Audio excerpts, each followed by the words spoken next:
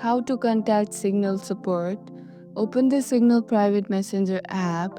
Need help or want to report an issue? Let's contact Signal support. Tap on your profile icon at top left corner, then tap settings from pop-up menu. Scroll down and tap help. Here you will find all the resources Signal offers. Tap on contact us.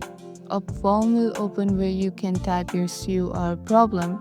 Be clear and detailed. It helps them help you faster. You can also attach debug log by toggling the option. This helps the support team understand your problem better, but it's optional. Once you have written your message, tap next. Signal support team will get back to you through email. Before contacting support, check the help center in the same menu. Many common issues are already answered there. And that's it. Contacting Signal support is easy and keeps your messaging smooth. If this tutorial helped, don't forget to like, subscribe, and share it so your friend can know how to get help too. Stay secure and happy chatting.